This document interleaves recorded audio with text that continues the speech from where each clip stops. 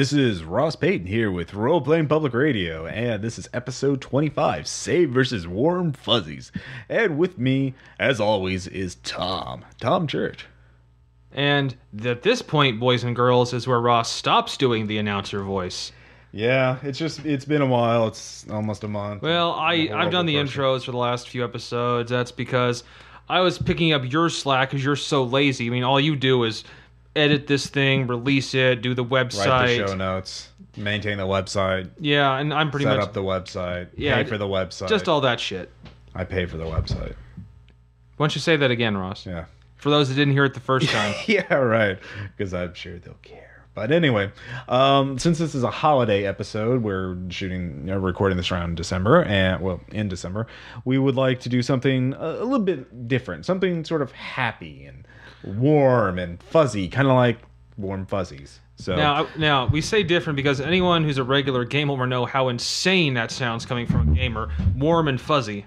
Yeah, I mean, obviously our usual episodes are about running horror games, or Seth Soulsunder Nightblood. Yeah, these sort of gamer parodies where we make fun of our own ilk and that kind of thing. So we thought we would explore ideas of joy, themes of joy, happiness, optimism, things like that. Overall positiveness. Which are basically very rare in most RPGs if you look at it. Almost alien, in fact. Yeah, I mean, the average role-playing game, if you took all the role-playing games in the world and somehow mathematically averaged them out, they would be set in the end of the world where all the characters are mentally unbalanced, drug-addicted sociopaths loaded down with magic and cybernetics, on a quest to rid themselves of the angst of their dark souls while killing multiple hordes of bad guys with soul-drinking energy weapons. You know, wearing a necklace of fingers. Yes, and orphan fingers. Which actually happen to be orphan vampire fingers, because the only thing that's more evil than the characters, who are, as I mentioned, sociopathic and armed with enough weaponry to take down to cause the apocalypse a second time. Yeah, or most of Detroit, at least. Are the things that they kill, which they kill in great numbers. But of course, it's a game about maturity and role playing and exploring the darkness of one's soul. When you're not mowing down 9,000 bad guys. And getting +9 plasma cannons of agony. So again, this is the average mathematic. I'm pretty sure this would be the mathematical average of all RPGs. So. It's good to know we can occasionally come back to... So, yeah, we'd like to look at something on the other side. Yeah, the positive. Because we don't want to be conformist, like all those mainstream... Dude, I am so nonconformist. Yeah, you little mundane gamer. You can't handle the nonconformity of having a happy game, game that's happy and joyful, man. You can't handle that. So I could totally have done the Charlie Unicorn voice and done joy and joyness, but I thought I'd take the moral high ground here. There you go. Yeah, don't wear out that tired old meme. I can't, dude. I refuse to do that. That must remain funny from now here until eternity. Right. And so I guess you could say variety is the spice of life. So like every once in a while, even in your dark, dreary games, you're gonna want to throw out a little bit of sunshine. Yeah, even if it's only just so you can quash it, just to show how badass and evil and dark and angst-ridden your game is really about. Yeah, the thing about that is, especially if you're running a dark, horrifically evil, violent, emo game. Yeah. So if that's most of the game, then that little bit of sunshine, they're going to remember that often more than they will everything else. It's what's different that sticks out. So, and of course, we'll also get into we'll talk about first the levels of happiness you could have in a game. You can actually measure happiness. Yes, again, mathematically average, and it's not money, power, and fame. No, the average happy. Well, anyways, and aside from measuring how much happiness you get in a game, it's also to what end? How does it improve your game? I mean, that's the whole point. Is putting in to make your game. How does it make your group have more fun? Right, and so let's get into this. First, we'll talk about the the types of happiness, the levels of happiness. And I think the most common is, since again, as we described, the average game is rather dark and violent and grim, because that's what gamers who being so mature are really about. It's the bright spot in a dreary world. And is that the little nugget you throw out there? yeah. And this can be pretty understated. This could be as simple as, the orphan boy who looks up to your characters, coughing, because he has the whooping cough in one leg, and has so big eyes, and his puppy is sick. And seems to look past all your glaring faults. Yeah, yeah. And somehow found the one nice thing about you. Oh, Mr. Knight, with your armor that weeps blood, and your sword that looks like a gargoyle's head that also weeps blood and moans with all the screams of the dying. That it's like and that has the soul swimming endlessly in its void. Yes, and your dark aura of pain and agony. You gave me an apple. Yes, I like you, sir. So that's the average sort of bright spot. Now, I've been actually running a Dungeons and Dragons campaign, which he hasn't posted any because he's lazy. Yes, I am lazy. It's 4th edition. We've had 5 sessions recorded so far, and it's a colonial game. It's set. Basically, I was inspired by a documentary on Columbus and his dealings with the natives of the New World. So players show up on a new continent. Day 1, there's nothing. It's just you guys and a dozen other colonists. And the endless unknown wilderness beyond. Yeah. So, players start exploring, dealing with natives, fighting them off, making deals with them. But along the way, they find this tribe of Grippoli. And Grippoli are old school from AD&D frog people. And they're like 3 feet tall and they weigh 30 pounds soaking wet. And the way I played them, which is actually kind of different than how they are presented in the book, but whatever, I don't care. Hey, this is Ross's game, damn it. They're still Grippoli. They're incredibly happy, naive, and just they're full of life, and they're like, all right, life's great. Full of piss and vinegar. Yeah. And the players I didn't intend for the players to... And granted, I'm playing a lawful good character, so... Yeah. But everyone else, I'm not saying evil, but... They're unaligned, which is the 4th ed speak for chaotic neutral, which is really... I do whatever the hell I want, but I try and tone down the senseless violence a little bit. Yeah, just for an example, we've had a orc warlord who is wanting to kill the captain, the priest of the colony, because that's what's best for the colony. A human wizard who's had a fling with a serving girl, got her to steal from her master, and then abandoned her. And then the warlock, who is a warlock and is evil and kills people. So, but anyway. We all fell in love with these frog people. Yeah, they just... And not out of character, but also in character, too. Yeah, they just all dug to them. Because once again, they said we were great warriors, and they looked up to us like their children were wanted all around us, wanting to ask us questions. And we're like, dude, we're like rock stars here. Yeah, and I didn't really intend. I just sort of made it as a minor aside, and I didn't. But once I saw that they were responding so well, I basically rewrote the campaign to incorporate them a lot more. And we'll get into how you use that. But that's sort of the bright spot in a dreary world. It's that this one tribe of really happy, naive, and optimistic people in a world full of violence, necromancy, betrayal. Betrayal, lots of betrayal. Like, for example, and so the players... Once they heard that a certain group was attacking the Grippoli, they're like, all right, we got to kill them. I mean, we were pretty indecisive at first. You're like, there's this group, they're bastards. Well, this group is slightly less of a bastard, so maybe we should just not get involved, let them wipe each other out. Someone's threatening the frog people. Oh, motherfucker, they are going down. Pretty much. And so... And the level we protect them in-game is a little extreme, I would say. So, That's sort of the first thing. You can implement it in pretty much any type of game. I mean, just have a sympathetic NPC or a small group, minor group, not like an entire nation. Make sure that it's better if they're sort of weak and vulnerable. Don't make them a victim. Don't make them so weak and pathetic that the players constantly have to help them. Give them a level of independence. But to make them unprepared for a lot of the dangers. Yeah, just like a normal person or even a dog or something like that the players... Or just anything. And just... I think the main thing is not to overstate it. Less is more. If you just give them a few attributes that the players will respond positively to, then they will sort of fill in the rest themselves. if your players are all really violent, badass, sociopathic killers, then make the bright spot, the one NPC that's going to be nice to them, make him sort of like an up and coming fighter who wants to be badass and wants to get tips from the players. And the players were like, "Oh, you want to learn from us? You look up to us?" Like hero worship goes a long way. Yeah, so that works. Not irritating hero worship.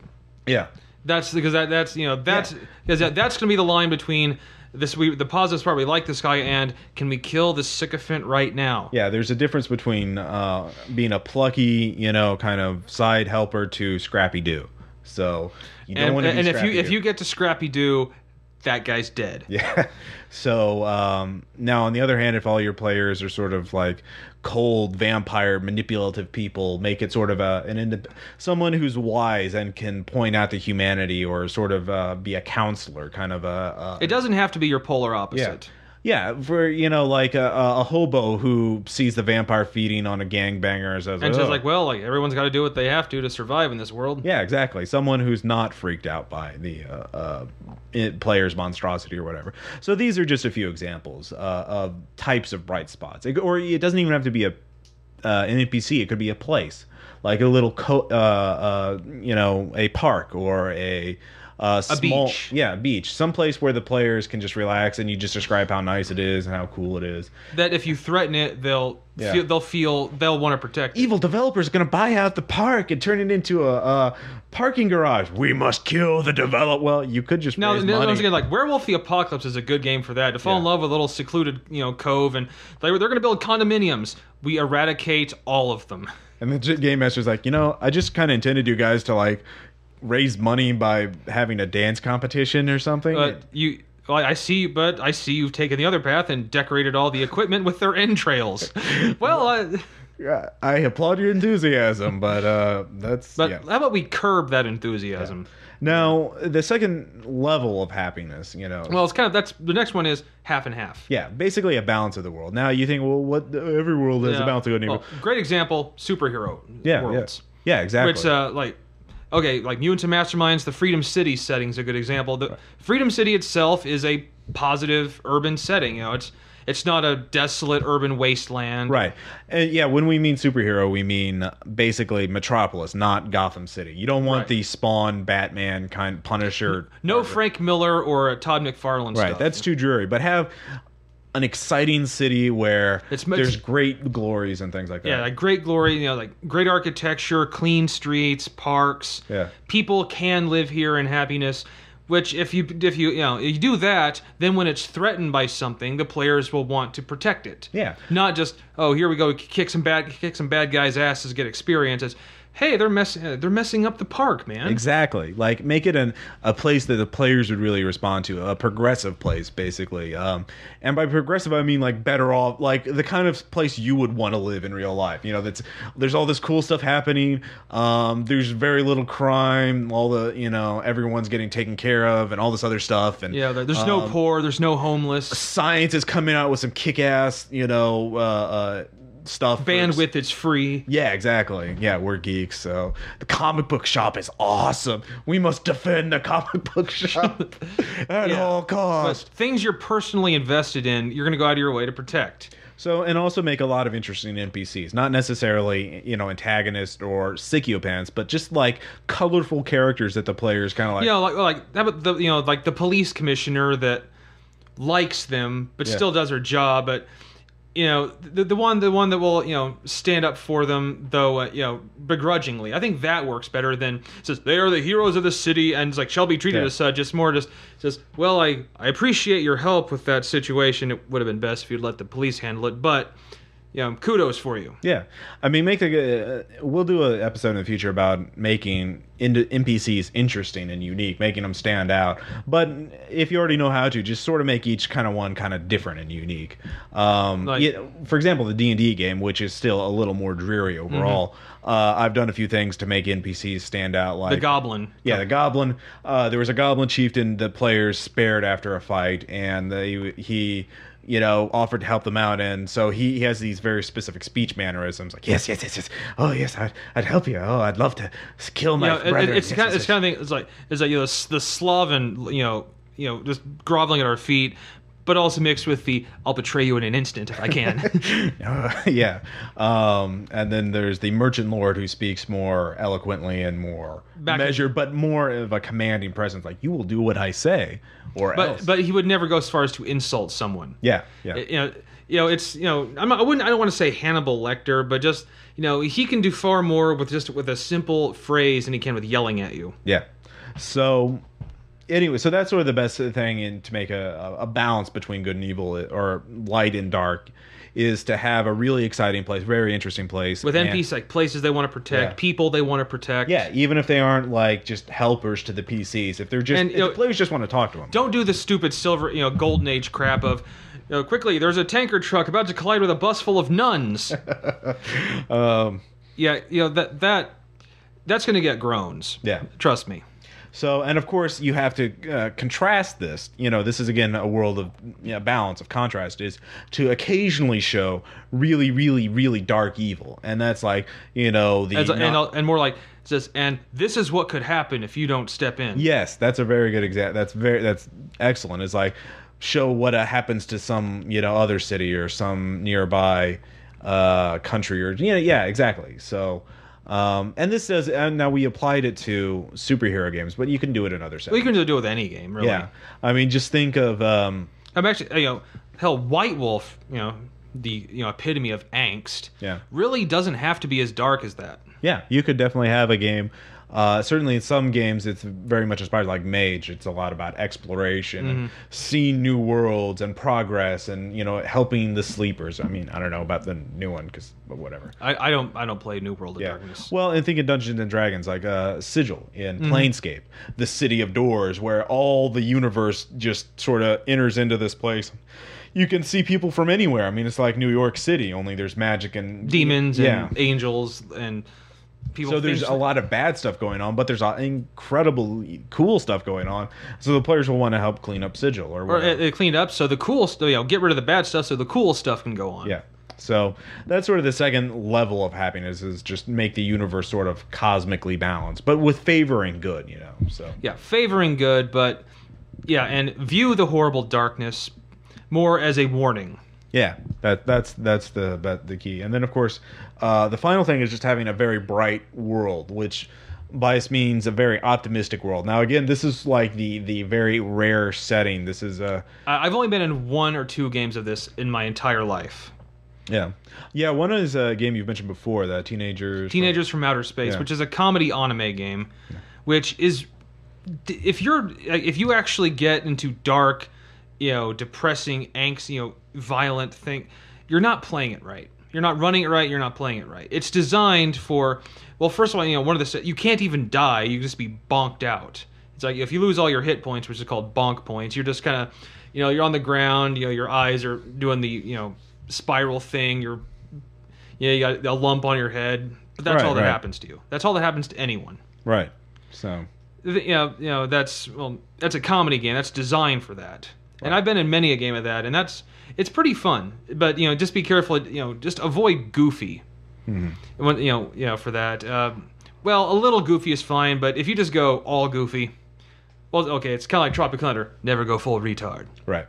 Never go full goofy. I mean, if you want to bring up cinema, I think, people like, well, if there's no darkness, how could it be interesting? It'll just be boring. It'll just be boring Disney crap. But on the other hand, look at every Pixar movie basically ever made, except Cars. I haven't seen that, but Pixar movies have an incredible level of storytelling, and there's great drama and conflict. Characters that you care about. And still they're overly optimistic. They're very, life is great.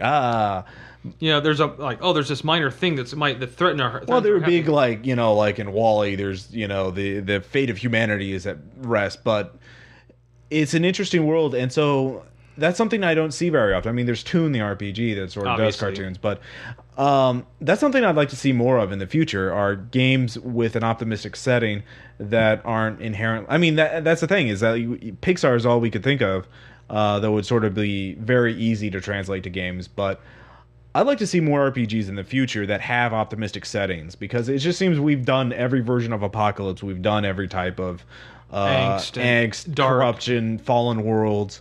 into the world, after the end of the world, after the end of the world. Have we mentioned the world has ended? Because it has, and Like, there's zombies the gods, now. like you are, and like the gods are about to enter the world, and you are playing the gods. And, Yeah, so yeah.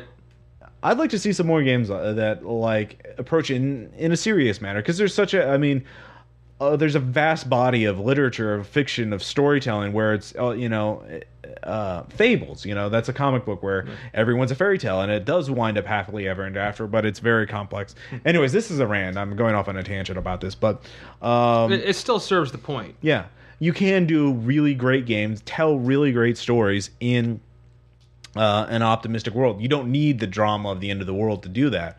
So challenge yourself and make it really great. Yeah.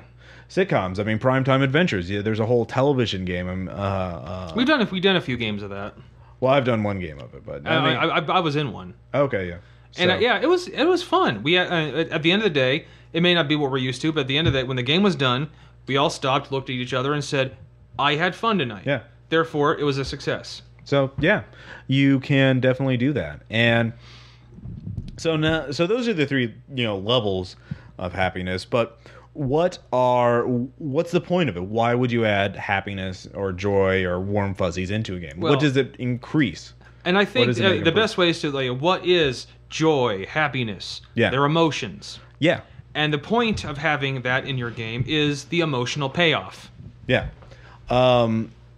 The thing is, as an example, we're the D&D game. The players were out in the bay, and they were trying to get some treasure. There was 100 feet down, and they had some Gripply with them. Well, we have like 6 of them that are like our constant companions. Yeah, there's 7, but yeah. 7, yeah. And I was down there with them, Yeah.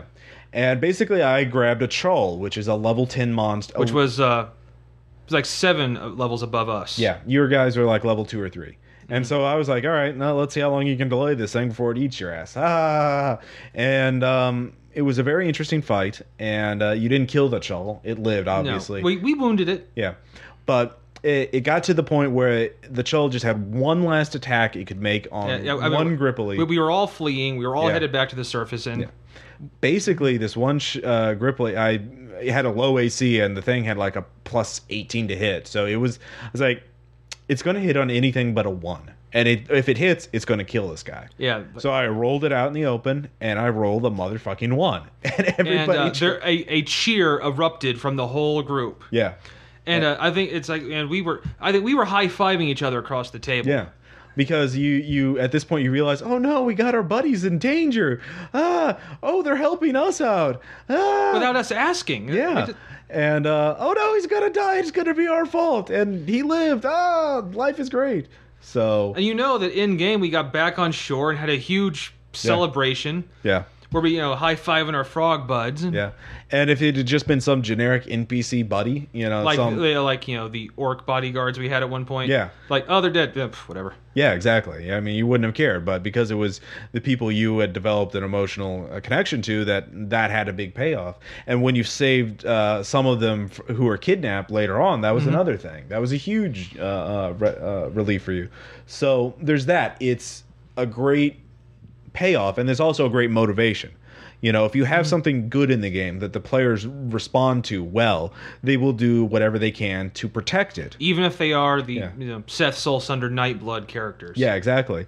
I mean, they'll want to say, it's just, they won't care about their characters. They'll just like, oh, there's a dog. Oh, he's only got 3 legs. Oh, okay.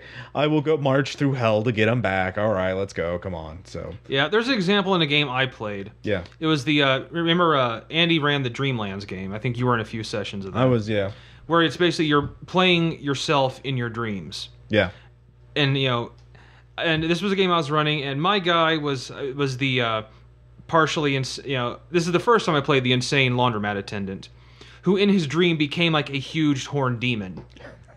Okay. And one of the NPCs that Andy just threw in there just as a quick NPC that he expected to die was an orangutan in a lab coat with an exposed glass dome on his head with his brain visible, who was like an assistant to the evil genius.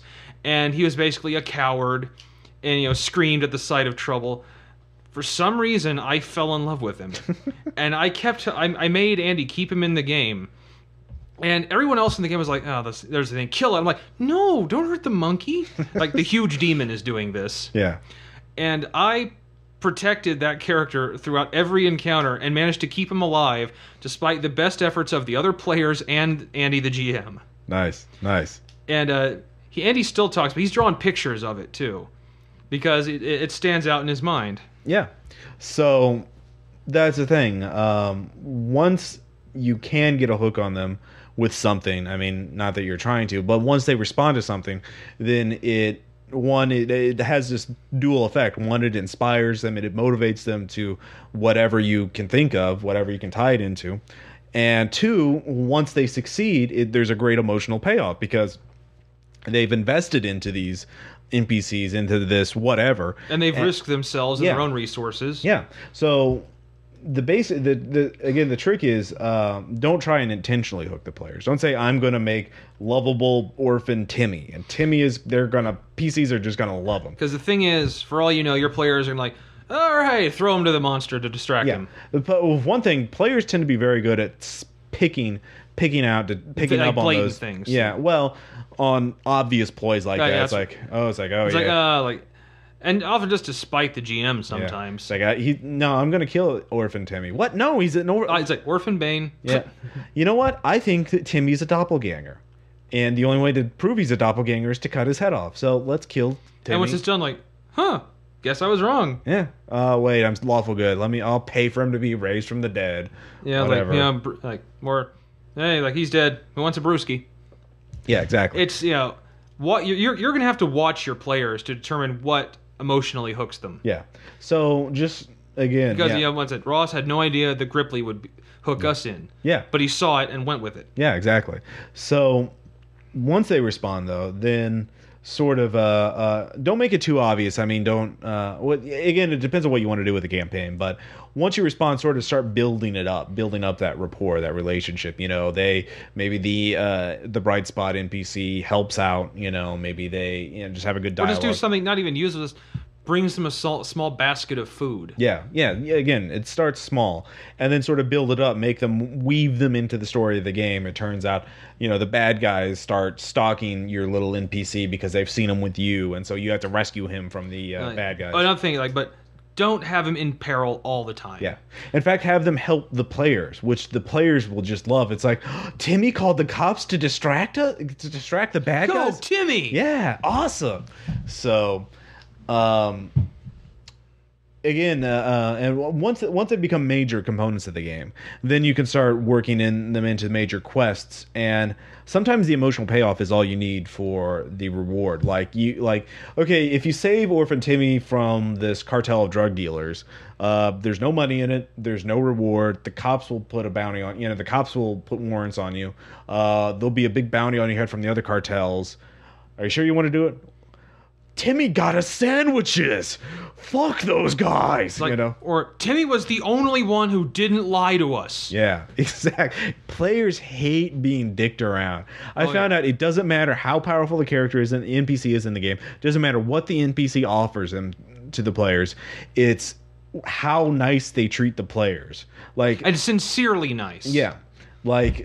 In the D&D game, there's a captain who is the one running the colony, and he's just this arrogant guy. Well, and also the salty Well, no, the Captain White, not the pirate. Not the. Well, actually, okay, we liked him for different reasons. Yeah, the pirate you like because Well, you had to do his voice.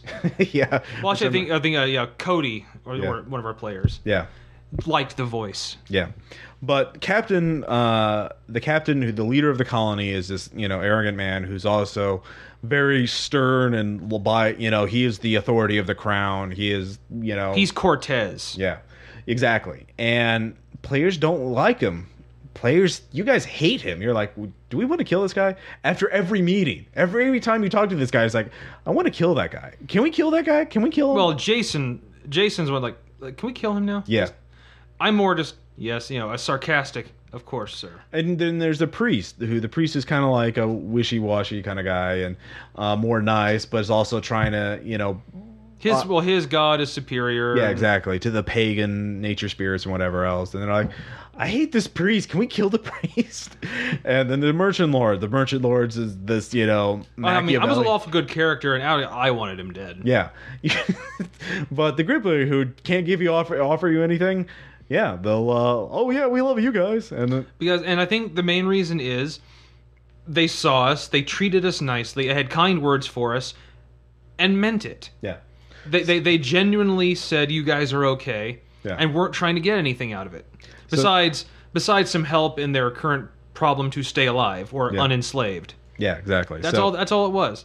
So that's and ultimately, when you look back at gaming, it's not how many pluses your sword had. It's not how much gold you got or how many bad guys you got down. It's the stories, the funny, the tragic, the awesome, the badass. And then there's the stories where you're like, we saved that guy who couldn't do anything for us, but we don't care. And and when we got him back to his tiny little shit farm, he offered us basically, a broken wagon and a mule, which is everything he owned. Yeah. Players are just as emotional as or irrational as any NPC in the game. That they take pride in that. And then more to turn it down because there's nothing we could do with a mule and a broken down thing. It was like that scene from The Three Amigos when they offered them the bag of money. And they say, our reward is seeing that justice was served. We threw it back to them, and they look upon us like, I didn't think there could be heroes like you. So think about this when you're setting up, getting ready for your next game, or even if you're a player. If you're a player, talk to your GM, see if he'd be interested in, introducing some ideas of happiness, some little bright, just brighten up the relentless angst-ridden nature. You can do that. You can do that no matter how, in World of Darkness, Rifts, if you're still playing Palladium. Yeah. Even Call of Cthulhu sometimes. Yeah. No. It's like little victories and little things. Yeah. In any game, you can have these little bright spots, and Cthulhu. People think Cthulhu is this meat grinder. Your characters are, and some scenarios are. Yeah. But, I mean, you can have characters who live on for a very long period of time and have very successful careers and have families and friends and all this other stuff, and not just tone back the mythos itself. So, anyways. Cthulhu doesn't have to show up at the end. Yeah, that's true. And, in the stories, Cthulhu went back to sleep. They did win. So, in this holiday season, while you're drinking eggnog and wrapping presents and watching football, or holidays, Christmas specials, or A Christmas Story because they play it, all day on TNT. Yeah, or shopping. God help you if you're shopping. Yeah, may the gods have mercy on your soul. Yeah, just think about the happiness. Think about which often gets overlooked. Yeah, because it seems that every game is like, our game is even more apocalyptical than the other game. Our apocalypse is way darker. It's like, oh yeah, well, in my game, I decapitated an old woman for one of the last cans of soup on the planet. Yeah, exactly. And it turned out she was a lich, and I killed her again, and I got a +5 monofilament whip of soul raping. And the can of soup turned out to be a +5 can of soup of regeneration. Yeah, that was powered by the souls of 1 million dead rats. Instead of that. Yeah, exactly. You think we're joking, but man, I mean, they're games like Cthulhu Tech. And no, you probably don't even think we're joking. Yeah. If you're a gamer, you know what we're talking about. Like, I could run that in GURPS or in Or it's like, I have run that in GURPS. Yeah, exactly. So, of course, we're not totally done. We have a letter from Tom coming up next, and shout-outs, and another anecdote from the New World, the D&D game that I should start posting sometime soon. Which in the letter will come right after you hear this brief little musical number. Yes.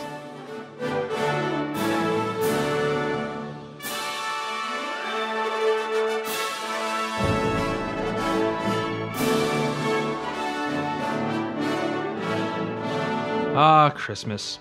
A time of cheer and goodwill where brightly colored wrapped packages sit under lighted trees and stockings hang above cheery fireplaces. And if you're wondering what all this has to do with gaming, I would answer thusly: not a fucking thing. Gaming on Christmas has always been an exercise in frustration and futility. First off, half the group is usually gone, dragged off to some distant relative's house, daring to spend time with family, rather than pretending to be a meth-addicted space marine armed with a 70mm rocket launcher, loaded with his own patented asshole-tech genital-seeking missiles. And those gamers who do show up are never into it. Some are whacked out on eggnog with enough rum in it to cause massive acute cirrhosis of the liver in a fucking pirate. Or they're all gabbing about what they hope to get for Christmas, like a diesel-powered dildo or a diamond-encrusted dick wiper. Worst of all, many of them insist on playing Christmas music during the game. Oh, just rape me with a baseball bat wrapped in barbed wire. The last thing I want to hear when my barbarian is hacking up orcs like ass-flavored haggis is, "I saw mommy kissing Santa." It kind of ruins the mood. Bottom line, I am not a jolly gamer around Christmas time. Christmas is not a conducive holiday for gaming. Halloween is an awesome time for horror gaming. The 4th of July works well for war games. I've even been in a very amusing tavern crawl game on St. Patrick's Day. The average gamer is a twitchy, bloodthirsty maniac ready to off the first person who glances at them wrong in-game. The only way to do Christmas well with the average gamer is to set your latest bloodfest during Christmas, with zombie Santas dual-wielding candy cane sabers. If only I could be in a game during Dia de los Muertos. Now that's a gamer-friendly holiday.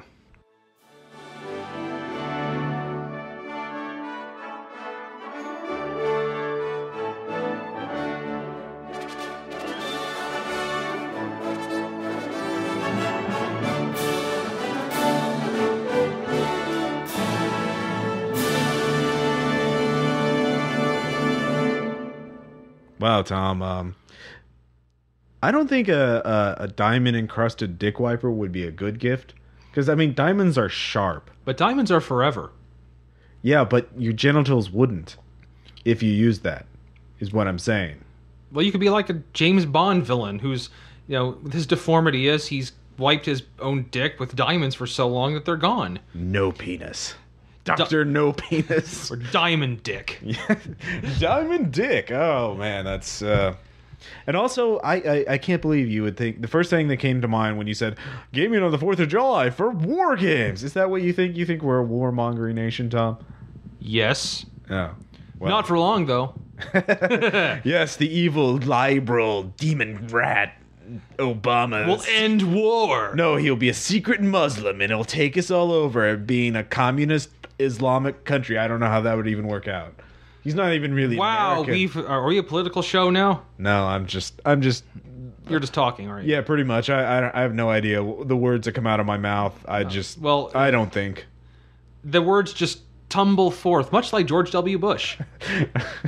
No, much like that Iraqi guy who had the shoe, who threw the shoe at him. Yeah. Ross, you have just done to the English language what Thelonious Monk did to the piano. You reinvented it. Do you even know who Thelonious Monk is? No idea. But do you know who said that line? Who? Henry Rollins. Oh. So therefore, it's gold. Yeah. Thelonious Monk, he was actually a pretty good jazz musician. I know. I'm pretty sure he was like... It's like Thelonious Monk, whoever the fuck that is. No, he's actually pretty famous. It makes me sound smart, though, doesn't it? Yeah, it does. It makes you sound like you know something about jazz. Which is crazy talk. That's just crazy talk. Yeah, so if it's not Mozart or Slayer, if it's not the best of classical music or Slayer. Well, heavy metal in general. Yeah. Anyway, so what do we have left? Oh yeah, we have shout outs. And shout outs are important. Yes, I think I'll go first now. Okay, fine. Just go first. Well, at least my first one. Actually, I have to give kudos to my friend Andy Henderson. I've mentioned him many times before. Yes. The guy that's... Well, you mentioned him. He was running the Dream game. Yeah. And he's actually one of the... Honestly, I have to say one of the best gamers I've run games for and one of the best runners of games I've ever played with. And I mean that. I'm not kissing his ass. I mean it. And he actually has... But not the best, because that's me. Oh, sure, we'll go with that. Yes, Ross. Pat. I am a god. Yeah, go on. But anyway, he has written his first published gaming game that he's written. At I guess self-published or whatever the self-published. If you publish it yourself, but still, it's out there for people to buy. Yeah, and we'll have the link up. Yeah, and it's basically the whole point of the game, as I understand it, is it's games have always required dice. This is the first game to use fortune cookies. I see. And that's really all the description I've got. And I encourage you to spend the $1 to download it. I encourage all of you. But is it set in a post-apocalyptic world where we are dark warriors tainted by the centuries of murder and warfare that only redemption is possible through? It has fortune cookies. That's all I know for sure. Are they angst-ridden fortune cookies? Sure. Oh, well, you see, that's mature and sophisticated. Yes. That is what all games should be. Exactly. But anyway, also, kudos for Andy for doing this. Yeah. And I wish him many more. All right. Cool. That's my first one. You go ahead with one of yours. All right. Obviously, I know this is going to be a shock to some people, especially regular listeners to this show, but I happen to be a fan of zombies. Holy fucking shit. No way. Yeah, believe it or not. And there's this video game called Left 4 Dead. Wait. Zombies? Yes. Oh, zombies. Yeah. I have the 360 edition. It's also available for PC, and it's basically by Valve. You know, they do Half-Life and Half-Life Some 2. game called Half-Life. Yeah. And Counter-Strike. And basically, you're a survivor, one of 4 people trying to survive a zombie apocalypse.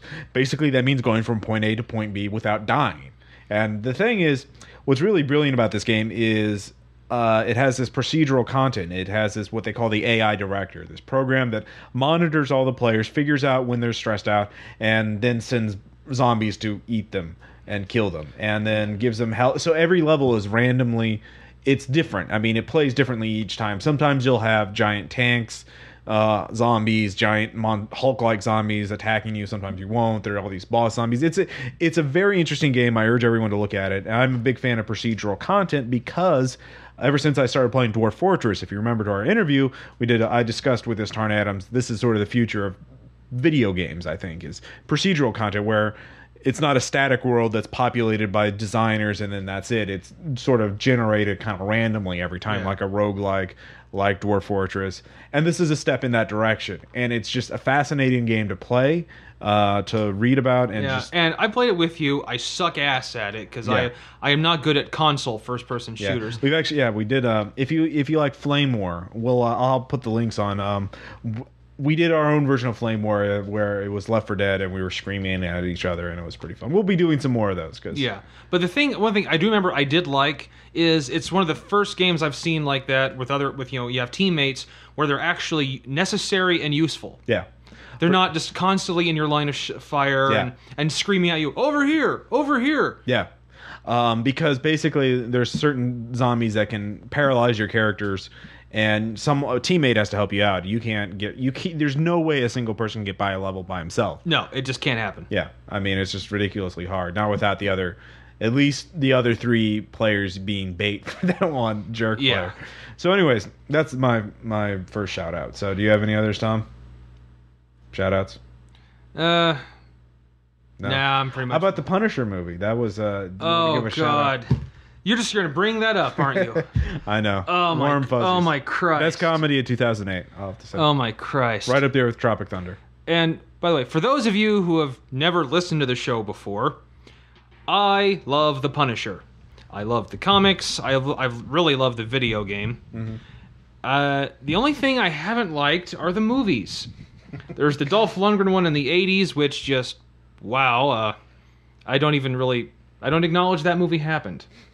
Then there was the one in 2000. It was 2002 with 2004 with Thomas Jane. Yeah, which he was okay in the role, but the moment I heard John Travolta villain, fuck, I know where this is going. It was pretty bad. Then finally I see this one and I see graphic violence in it. I'm like, here we go, and it was me, Jason. I even convinced Ross to go along. Oh, you didn't have to convince me because I knew it was going to be hilarious. And the thing is, I had been slowly realizing before it came out that, first of all, when Marvel Studios has pretty much said this movie is unsalvageable, I'm like, oh no, please no. But still, I went, I watched it, and when I left, I died a little inside. I believe Ross's comment with me is like, "Oh, Tom, you're probably going to take up drinking now." Yeah, pretty much. It was that bad. Yeah, it's that's something that would drive you to drink. I've never come as close to crying until that. Because for something that I'm emotionally invested in, to do this, to shit all over me like that, I mean, I watched it again just really so I could, get over my initial vomit and, actually try to analyze it. And I realized the scenes with the Punisher are good. Everything else is shit. It's like that island of... and the parts where he's in there are really good. I really, really like that. But then, of course, there's the whole rest of the movie, which made me want to put a bullet in my head. God. Well, I'm glad you had a good time, Tom. Thank you. Oh, God. Anyways, I had two last shout-outs. I'll just do these both quickly. Another procedural content game called Night of the Cephalopods. It's a free Windows game. Basically, you're a guy lost in the woods, and there are these squid, cephalopods trying to kill you. And you have a shotgun. And what's interesting about the game is that it has a procedural narrative where every time you do certain actions in the game will trigger certain bits of narration, and it'll change. Like if you visit a certain area, the narrator will say something, but if you come back to it, he'll say something different. And it only takes you about half an hour to beat. It's a fun game. It's a cute little game. It's just neat, and it's free. So even better. Yeah, check it out. And then a Flash game called The Majesty of Color, which is basically you're a giant underwater sea monster tentacle thing, and you suddenly look up and you realize there's colors above the murky depths. So you send up your tentacle to check out what's going on. And it's a very short game, but it has 5 different endings, and it's very elegantly designed, and I enjoyed it. And hey, you have a moment where Cthulhu actually is like, how are you guys doing? Yeah, you actually can do it. So it's worth checking out, and it's free, and it's a Flash game, so why not? Especially, it's free. Yeah, have we mentioned the free? Anyway. I love the free. So those are our shout-outs, and I guess lastly, we just have an anecdote. So, and this is actually a joint anecdote, if you will, because it's part from the D&D game that I'm playing and Ross is running. Yeah. Again, this is the New World, D&D, the characters... this is last session, the 5th session, so it'll be a while before we'll have the whole podcast up, so we'll just give you a little sample. Basically, the players... are in this new world colonizing it, and word's gotten out. Yeah, word's gotten out. Basically, a huge ship about the size of an aircraft carrier, but it's made out of wood. Which the goblins call a hulk, has shown up, has anchored nearby. It's a goblin ship. Yeah. Now they don't attack the colony. Instead, they work for the colony as cheap labor. But because the goblins are very cowardly, and even 10-to-1 odds aren't good enough for the goblins. However, so they're peaceful with the colony, but well, actually, it's kind of like wasn't it Oliver Hazard Perry who went to Japan in the 1800s and just docked his battleship just more to intimidate them? Yeah, I think that was the guy. Yeah, he did that. But, so it's basically they're doing that. It's like hi, we're not going to attacking you, but check this thing out. Yeah, and the captain of the leader of the colony basically believes that the goblins will bring in more goblins, and when they outnumber you guys to 100-to-1, that they would have attacked. Mm-hmm. And that the goblins have a history of doing that, waiting until they have overwhelming odds and then just massacring everybody. So the merchants and the other people are enjoying the cheap goblin labor, but the captain tells you to sink the ship. Yeah, and there's still a lot of looking over shoulders and And at first the PCs you guys are divided about it. You're like, they haven't done anything yet. Should we kill hundreds of them for potential of attacking us? Preemptive war? Yeah, exactly. So you're divided on that until you learn that the goblins were attacking the Gripply, because the Gripply off by themselves on this nearby island, and so they had no protection. They had no treaty with the goblins. The goblins were like, oh, hey, there's some natives we can exploit and enslave. They exploited the wrong natives. And so you guys saw red in your eyes, and you decided, yes, you must burn the ship. So cue to this massive... You decide this very convoluted scheme that takes over an hour for you guys to figure out in game. And we're talking like, Ocean's 11, like looking at battle plans. Because it's not just killing the goblins, you also want to screw over the merchant lord. And rescue the hostages. Yeah, and rescue the hostages.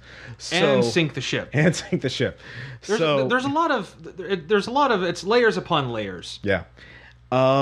So the battle itself takes like an hour and a half, and it's a big clusterfuck. You guys come into the separate areas of the map because you dove in with hang gliders from the nearby island that the Gripply had, the frog people had, and there's a lot of goblins, obviously, and you had some NPC helpers with you, but you're still outnumbered like 2-1 at least in just the standard battle. And this is with most of the goblins gone because there was you started a massive riot slash battle on the shore. Using a doppelganger and a giant gem. Yeah. Which is a whole story in and of itself. Yeah, exactly. Actually, I think that was about 25 to 30 minutes. Think of the golden apple of Discord, see who among you is the fairest kind of things, and all the goblins jump at it. And it started a massive riotous clusterfuck. Yeah. So you're still outnumbered 2-1, even on the Hulk's basically empty, nearly empty. And so there's a big old fight. You barely live. One of the PC gets dropped. Well, you tell them. You go. Well, I will say, first of all, my guy's the tank of the group. Yeah. I'm the dragonborn fighter with, plate armor, the great sword, the typical shit. And I think it's the goblin hexer. Yeah. Did something at me. I don't even want to remember what it was called. It's called Stinging Hex. Thank you, Ross. Yeah. Which means if I move, I take 3d6 damage. And every time until you make a saving throw, which takes a 10. And I kept failing them. Yeah. Over and over. So I was like, all right, well, the first one, all right, this round, I'll stay put. Actually, and there was someone next to me, so I could attack them. Like, all right, and I say, damn. All right, well, I guess I'm stuck here. Next round. And I have to save after my round, so I guess I don't do anything this round. Fuck. For 4 rounds, I was stuck, and finally, I had to move, so I'm taking the 3d6 damage. Yeah.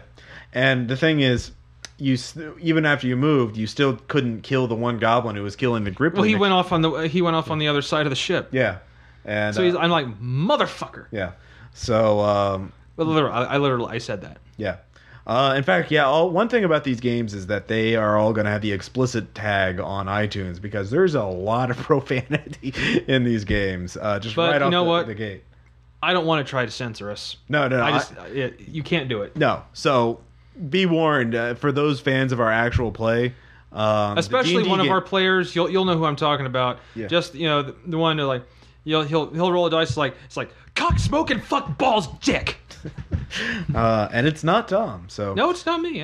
Your favorite moment though of that particular battle, just watching it or seeing the other players, or I gotta say, it's really it's been a long time since I've had a battle where I've just come out by the skin of my teeth. Where I finally see the last villain, bad guy go down, and we actually rescue. It was at that moment where oh my god, we're still here. It's been so long since I've had a fight like that. Yeah, that's one of the strengths of D&D 4th Ed. I feel that the fighting is actually a lot better than it has been in 3rd Ed. So of course, I'm still. I mean, I still can't. By the way, I still cannot give you my judgment on 4th Ed as opposed to 3.5. I still don't know which one I prefer. Right. As of right now, I think it's still leaning towards 3.5, but I'm giving this one its due. But there's just a lot of stuff I don't know. Right. Well, to be fair, I think 4th Ed does battles better, but 3rd Ed I think is more of a fantasy toolkit. You could. It's much more open ended. Like in the 4th Ed game, I've had to hand wave a lot of the non-combat stuff, like the skill challenges. Like, if the player wants to disguise himself, there's no disguise skill. None of the existing skills really cover that. So how does that work out? And then there's, so it does battle a lot better, and it doesn't do the non-combat stuff as well. Right. Really, the non-combat stuff, a lot of it you have to just make up for now. Yeah. So I'm used to improvising that. So it works well. Works well. I think it's gone great so far. So that's just a little taste of the new world. I'll post the first episode before the end of the year. I'll guarantee that right now. And until then, I would say have nice holidays. Treat people well. Treat yourselves well. Yes, and don't forget to make your save versus warm fuzzies. And awesome. Owing to the seriousness of a lot of that I will just end by saying pussy farts. Thank you, George Carlin. This is Ross Payton. This is Tom Church. All right. See you next time.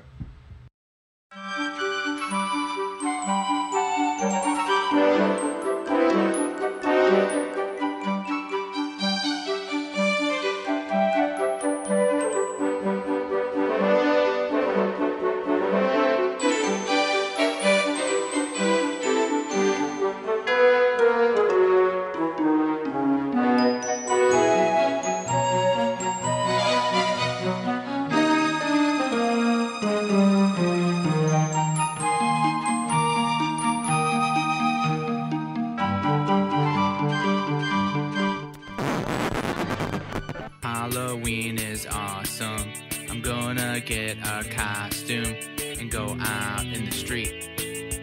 I'm gonna trick or treat, and then I'm gonna eat candy. I can't wait for Halloween. Halloween never comes too soon. Ghosts and witches brew, monsters and ghouls too, spiders and goblins, scary.